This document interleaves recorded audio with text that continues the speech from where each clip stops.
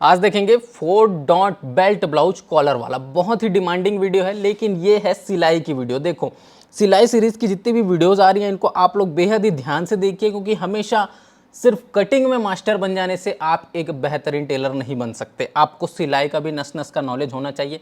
Collar वाला blouse आप किस प्रकार से रेडी करेंगे, पूरा कंप्लीट इस वीडियो में हम लोग देखने वाले हैं। अगर आपको इस तरह के पेपर कटिंग्स मंगाना है, डिस्प्ले पे हमारा व्हाट्सअप नंबर चल रहा है, आप लोग इंक्वायरी कर सकते हैं। 100% फिटिंग गारंटी के साथ 7 दिनों के अंदर अंदर आप लोग पेपर कटिंग्स रिसीव कर सकते हैं।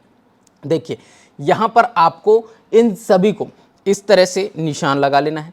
जो अगर आप हमसे पेपर कटिंग मंगाते हैं, एक तो वो 100% कैश ऑन डिलीवरी है, और दूसरी बात, आपको इसमें किसी भी तरह का कोई भी एक्स्ट्रा मार्जिन वगैरह ऐड करने की ज़रूरत नहीं। इसमें सब कुछ ऐड है, तो खाली रखना है और कटिंग करना है। हाँ, ये बात अलग है कि अगर आपका कोई मेजरमेंट मैच नहीं खाया तो उसको थोड़ा बहुत एडजस्ट करना पड़ सकता है। सभी को रख करके इस प्रकार से कटिंग करना है। कटिंग करने के बाद इसकी सिलाई का पूरा प्रोसेस हम लोग देखेंगे। अस्तर वाला 4 डॉट बेल्ट ब्लाउज है, जिसमें हमको कॉलर भी लगाना है। ठीक, तो ये इस प्रकार से हम करते हैं। पहले अस्तर की कटिंग, अस्तर को ही रख करके आपको कर लेनी है कपड़े की कटिंग। जब भी आप कटिंग करेंगे, इस बात का ध्यान रखना कि पहले आप अस्तर मतलब कि लाइनिंग पीस को कटिंग करेंगे, और लाइनिंग पीस को बिल्कुल फिक्स काटना है। कहीं पर भी आपको इसको बड़ा छोटा नहीं रखना है, बिल्कुल फिक्स काटना है। हाँ, कपड़े को चाहें तो थोड़ा थोड़ा बड़ा काट सकते हैं, बाद में अस्तर के मुताबिक आप उसको छांट सकते हैं। ठीक है, तो ये चीज़ कटिंग करते वक्त आप स्पेशली ध्यान रखेंगे।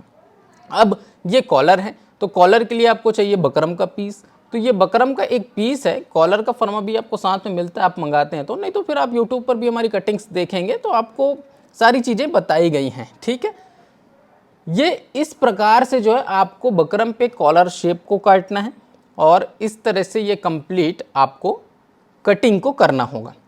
ये देखिए, सेंटर का कट लगा देना कॉलर पे स्पेशली। अभी कपड़े पर हम इसकी कटिंग कर लेते हैं। अब देखो, कपड़े पर हमने क्या किया, बकरम को चिपका लिए हैं, साथ ही साथ इन सभी पीसेस को हमने कपड़े पर कटिंग कर लिया है, चाहे वो आस्तीन हो, चाहे योग पट्टी हो, चाहे बेल्ट वाला पीस हो, ये देखिए डॉट वाला पीस हो, और पीछे का पल्ला हो। ठीक है, सब कुछ हमने कपड़ा और अस्तर दोनों कटिंग कर लिया। अब बारी आती है सिलाई की।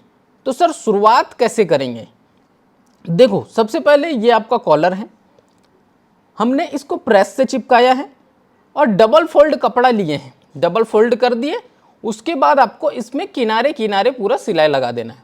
इस बात का विशेष तौर पे ध्यान रखेंगे, ये जो सिलाई हमने लगाई है वो बिल्कुल भी बकरम के ऊपर चढ़नी नहीं चाहिए। एकदम किनारे से चलाना है, एकदम ज़्यादा दूर से भी नहीं, एकदम जस्ट नीचे से, लेकिन बकरम के ऊपर चढ़ने नहीं चाहिए। छोटे छोटे कट्स लगाने हैं, क्योंकि हमें इसको अब पलटाना है। ये देखिए, इतना दूर से हमने कपड़े को काटा। अब क्या होगा, एक साइड का कपड़ा फोल्ड हो जाएगा, ये देखो इस तरह से, ये ऐसे, ठीक, और एक साइड फिटिंग हो जाएगी। तो आई होप आप लोग को ये चीज़ समझ में आ गया होगा। अब क्या करना है, इसके ऊपर आपको लगानी है सिलाई। ठीक है, ये इस तरह से कॉलर के ऊपर में आपको ये सिलाई लगा देनी है। इसके बाद ये इस तरह से आपको कर देना है पूरा कटिंग। ठीक, कॉलर फिटिंग करने के 2-3 अलग अलग तरीके होते हैं। अगर आप कमेंट्स में लिखेंगे कि सर हमें सभी तरीकों को जानना है, तो हम उसको भी बताएंगे आपको। अब आ जाते हैं हम सीधा योक पट्टी मतलब कि बेल्ट पर। तो इसको तो डायरेक्ट पलटाना होता है। हम इसको इस तरह से रखेंगे, ये देखिए, और नीचे की तरफ से इसको पलटाना होता है ना। इसमें किसी भी तरह से एक्सटर्नल कोई पट्टी वगैरह लगाने की आपको ज़रूरत नहीं है। फ्रंट का पोर्शन है, सीधा इसको पलटा देंगे, और पट्टी के रूप में ही हमने कपड़े को थोड़ा सा एक्स्ट्रा रखा हुआ है, ये चीज़ आप नोटिस कर रहे होंगे। तो वो कमर पट्टी का पूरा पूरा काम करता है। ये देखो, इस टाइप से जो है आप इसमें क्रीज लगाएं और चारों तरफ से सिलाई लगा करके पैक कर दें। इसी को बोलते हैं कपड़े पर अस्तर को चिपकाना। ठीक है, तो बेल्ट को मतलब कि योग पट्टी को इसी तरह से किया जाता है। जितने भी आप अस्तर वाले ब्लाउज बनाएंगे जिसमें बेल्ट है, हमेशा इसी तरह से आपको बेल्ट को चिपकाना रहेगा। Is that clear? और जैसे मैंने कहा, एक्स्ट्रा थोड़ा बहुत फैब्रिक है उसको काट सकते हैं। अस्तर हमारा फिक्स रहेगा, अस्तर को बिल्कुल नहीं काटना है। अब आ जाते हैं आस्तीन पर। आस्तीन का भी सेम प्रोसेस रहेगा। आप क्या करें, इसको ये जो नीचे वाला हिस्सा है सीधा पकड़ के आपको इसमें स्टिच कर देना है, ये देखिए इस तरह से, और उसके बाद इसको भी पलटा लेना है। ठीक, दोनों आस्तीनों को साथ साथ करते चलेंगे। जैसा देखो सिलाई का सही टेक्निक क्या होता है कि आपने एक योग पट्टी को बनाया, साथ ही साथ दूसरे को भी बना लिए। जैसे अभी हम कर रहे हैं, आस्तीन को एक को किया तो साथ ही साथ दूसरे को भी कर लिए। अब इसमें क्रीज लगा करके जैसे हम इसको पलटा करके सिलाई लगाएंगे तो दोनों को साथ ही साथ करेंगे, इससे समय की बचत होती है। ठीक, इस बात को ध्यान रखना। ये इस टाइप से जो है अस्तर और कपड़े को हम आस्तीन में भी पूरा पूरा चिपका लेंगे। आजकल बहुत से कपड़े ऐसे आते हैं और बहुत से कस्टमर ऐसे आते हैं जो लोग डिमांड करते हैं कि हमें आस्तीन पे अस्तर नहीं चाहिए। अगर ऐसी कंडीशन है तो फिर आस्तीन पे अस्तर लगाने की ज़रूरत ही नहीं है, तो टेंशन की कोई बात ही नहीं रहेगी। अभी हम इसको भी पूरा रेडी कर लेते हैं दूसरे आस्तीन को, और उसके बाद चलेंगे फ्रंट पोर्शन पे, बैक पोर्शन पे, सामने और पीछे के पल्ले पे। तो ये सिलाई की वीडियो, सिलाई सीरीज़ की वीडियोस आप लोग को कैसी लग रही है ये कमेंट्स में ज़रूर बताना। अगर आप लोग का कुछ फीडबैक है, अगर आप लोग कुछ चाहते हैं कि और किसी वीडियो को डिमांड करना चाहते हैं तो आप लोग कमेंट्स में लिखेंगे। जैसे आपको किसी भी तरह के ब्लाउज के पैटर्न की सिलाई चाहिए, वैसे तो हमारे चैनल पर सभी तरह के ब्लाउज की सिलाई की वीडियो अपलोड है, लेकिन अगर आप चाहेंगे और नए नए तरीक़ों से बताने की कोशिश की जाएगी।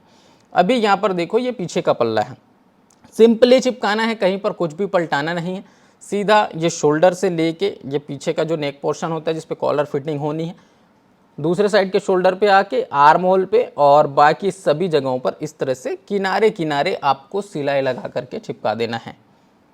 पीछे पल्ले का एकदम से सिंपल सा ये ट्रिक है।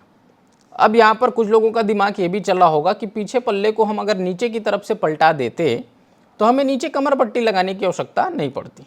सही है, कोई दिक्कत नहीं है, लेकिन उस कंडीशन में हमने नोटिस किया है कि पीछे का पल्ला कमर से थोड़ा सा उठा उठा सा आता है, चिपक के नहीं आता डॉट लगाने के बावजूद। तो ये डॉट तो लगाना ही लगाना है, इसके ऊपर से नीचे एक अगर हम कमर पट्टी लगा दें 1 इंच की, पौन इंच की, तो वो बहुत बेटर हो जाता है। ठीक, अभी पट्टी की बात चली है तो हम यहाँ पर कर लेते हैं पट्टी की कटिंग इस तरह से, और इन्हें सबको कर लेते हैं ज्वाइंट, और उसके बाद हम इसे लगा देंगे कमर पे। ठीक, तो ये इस प्रकार से जो है सभी पट्टियों को आपको कर लेना है ज्वाइंट ऐसे, और उसके बाद इन्हें अटैच करना है। तो छोटे छोटे कपड़े रहते हैं, सभी को जोड़ के बनाना रहता है। अक्सर हमारे पास देखेंगे तो कभी बहुत बड़ा कपड़ा नहीं होता है। ठीक है, तो छोटे छोटे कपड़ों से आप लोगों को काम करना सीखना होगा। छोटे छोटे टुकड़ों से पाइपिंग बनाना पड़ता है, छोटे छोटे टुकड़ों से पट्टियाँ बनानी पड़ती हैं। ये इस प्रकार से रख करके आपको कमर की पट्टी लगानी है। बस इस बात का ध्यान रखना कि जहाँ जहाँ पर पीछे पल्ले में डॉट है 2 जगह पे रहता है, तो दोनों जगह पर पट्टी में भी डॉट छोटा छोटा दे देना है। इससे क्या है, पट्टी तिरछी नहीं होती, बिल्कुल स्ट्रेट आती है, सीधी आती है, और कमर की लाइन एकदम फ्लैट आएगी। ठीक है, नहीं तो फिर वो फिनिशिंग ख़राब हो जाती है। तो ये इस प्रकार से आप ऊपर से इसमें सिलाई लगाएं। अब इसको तुरपाई के लिए छोड़ सकते हैं, तो ये सेंटर पे एक कच्चा कर दें और तुरपाई के लिए छोड़ दें। ये बेस्ट तरीका है अभी तक में पीछे पल्ले को रेडी करने का। हाँ, अगर आप पाइपिंग लगा रहे हैं, कुछ और कर रहे हैं, तो वो अलग बात है। सामने के पल्ले में जैसे ही आएंगे, देखो ये डॉट है आपके, इन डॉट्स पे हम सुई क्यों चुभा रहे हैं, ताकि दूसरे साइड भी ये निशान कॉपी हो सकें। ये देखिए इस तरह से दूसरे अस्तर पे भी हो जाएगा। अब क्या करेंगे, कपड़ा लेंगे और इसको चिपकाते हुए चलेंगे। तो यहाँ पर भी कोई एक्स्ट्रा कुछ करने की आवश्यकता है नहीं, सीधा सीधा इस तरह से सिलाई लगा करके चिपका देना है। ठीक, कहीं पर से हम पलटाने का कुछ ताम झाम नहीं देख रहे हैं, ये इस तरह से सीधा हमने इसको चिपका दिया। सेम एज इट इज़ दूसरे साइड को भी चिपकाना है। तो अस्तर वाला जब भी आप ब्लाउज़ बनाते हैं ना, तो इस बात का ध्यान रखना कि आपको अस्तर चिपकाने में ज़्यादा समय लगता है।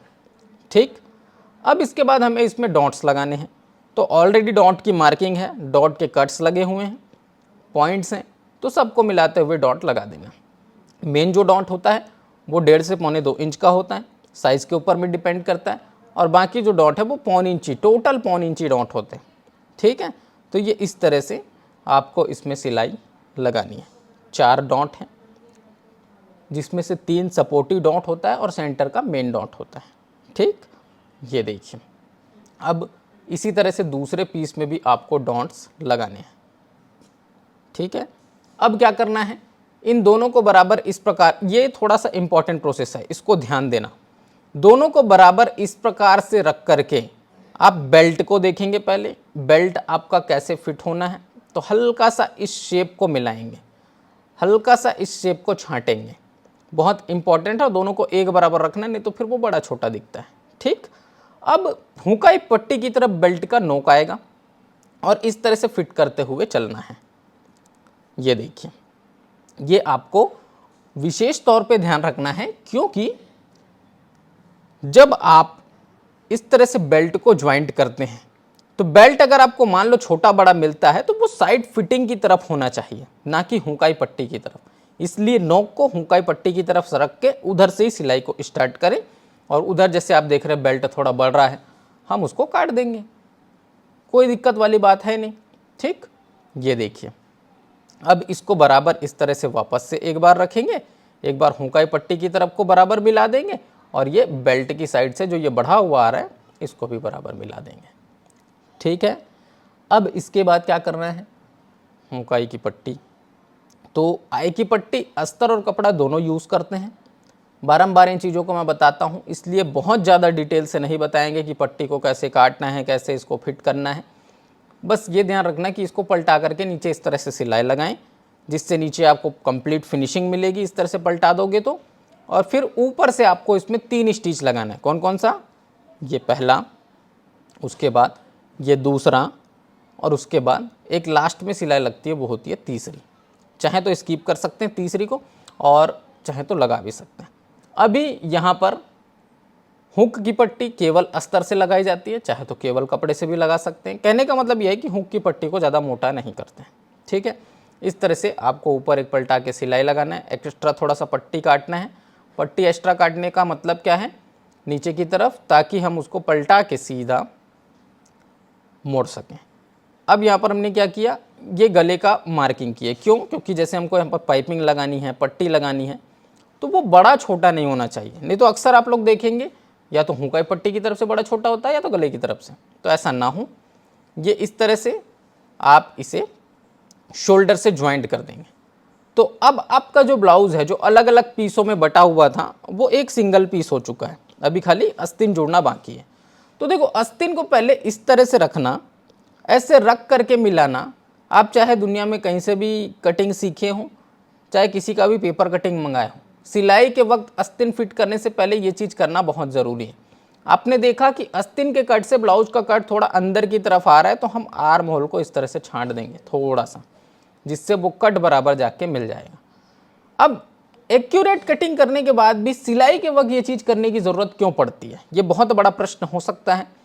तो इसका जवाब सीधा सा है कि जब हम सिलाई करते हैं तो कपड़ा थोड़ा बहुत स्ट्रेच होता है, प्रॉब्लम्स आती हैं। एक इम्पॉर्टेंट चीज़ और ध्यान रखना, ये आर्म होल तो आप छांट लेंगे इस तरह से, है ना। इसके लिए प्रॉपर वीडियोस भी मैंने देखी हैं, फिटिंग प्रॉपरली कैसे करें, आर्म होल पे झोल वगैरह से कैसे बचें, तो वो जा करके देखोगे तो आपको कंप्लीटली समझ में आ जाएगा। ठीक है, अब यहाँ पर जब आप आस्तीन की फिटिंग करेंगे, स्पेशली कॉलर वाले ब्लाउज़ों के लिए बता रहा हूँ, तो इसमें होता क्या है, आपका जो फिटिंग का सेंटर आता है आस्तीन फिटिंग का, वो शोल्डर नहीं होता, शोल्डर से 1.25 इंच सरक के होता है। क्यों, क्योंकि हमने शोल्डर को पीछे पल्ले में 1.5 इंच बढ़ा रखा है।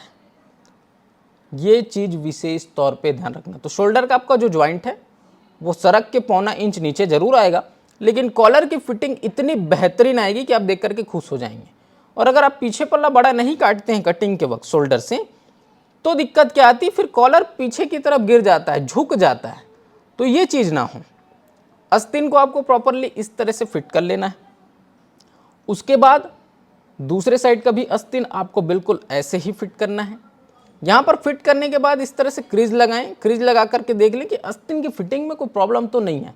क्रीज लगाओगे और सलवट पड़ रही है तो समझ जाना आस्तीन ठीक से फिट नहीं हुआ है, खोल दो फिर से फिट करो। ठीक है, ये देखो इस तरह से सेंटर मिलाना।